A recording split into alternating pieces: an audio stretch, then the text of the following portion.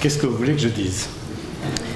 Tout a été dit. Je voulais juste ajouter une petite chose pour parler de ma maison, l'APEC, dans laquelle je travaille depuis longtemps et à Strasbourg pendant plus de 5 ans, pour dire que si nous soutenons ce prix, si nous soutenons cette manifestation, si nous sommes depuis longtemps partenaires de l'Université franco-allemande et du Forum franco-allemand, c'est parce que nous pensons à l'évidence que l'emploi dont nous sommes un des tenants en France est forcément tiré, forcément amélioré et enrichi et promu par la connaissance. Et que dans nos sociétés de plus en plus complexes, la connaissance, la recherche de la connaissance, la recherche de la recherche est forcément une des voies du développement, et Mme Trautmann l'a dit, c'est un des moyens du développement économique.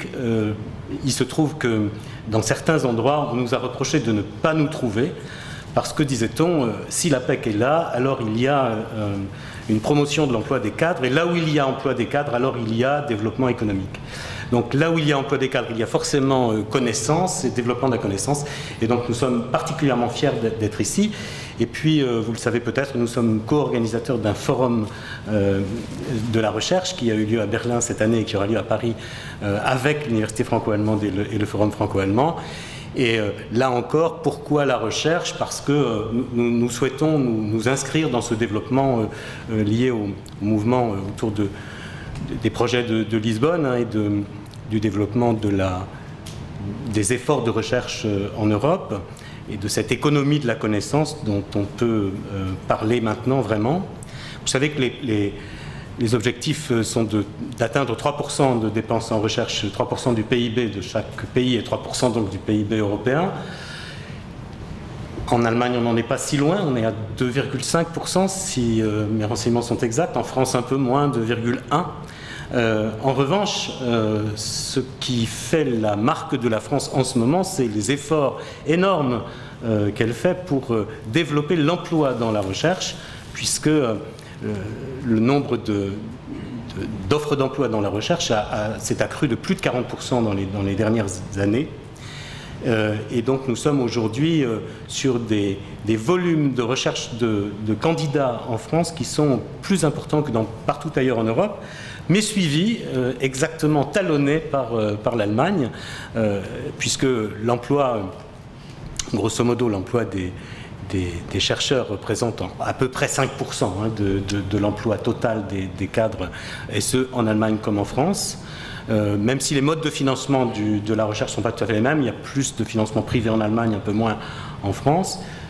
Le financement est plus public, et donc les emplois sont un peu plus publics en France qu'en Allemagne, mais dans les deux cas, il y a une majorité d'emplois publics, de toute façon.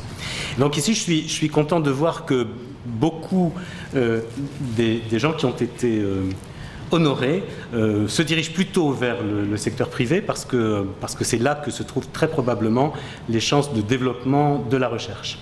Et moi, je suis particulièrement heureux de remettre un prix à une politologue, parce que je suis aussi diplômé de Sciences Po, donc ça me fait très plaisir. Et puis aussi parce que je trouve que c'est plus difficile d'allier les cultures de deux pays qui ont des traditions politiques, juridiques, historiques assez différentes, disons-le. Et donc c'est plus difficile de faire le lien entre ceci et cela que dans un domaine de sciences dures comme la physique, où les phénomènes me semblent être les mêmes de ce côté-ci et de l'autre côté du Rhin, même si, nous le savons, le Rhin avait arrêté le nuage de Tchernobyl. Et donc il y avait bien une différence en physique entre la France et l'Allemagne. Donc je suis très heureux et très fier d'être celui qui remet le prix à Claire-Lise Buy. Je la félicite, et le peu que j'ai pu discuter avec elle de son travail m'a paru extrêmement intéressant. J'ai hâte de pouvoir lire la totalité de sa thèse. Donc, au nom de l'APEC et au nom du Forum franco-allemand, je vous remets ce diplôme et j'en suis très très fier.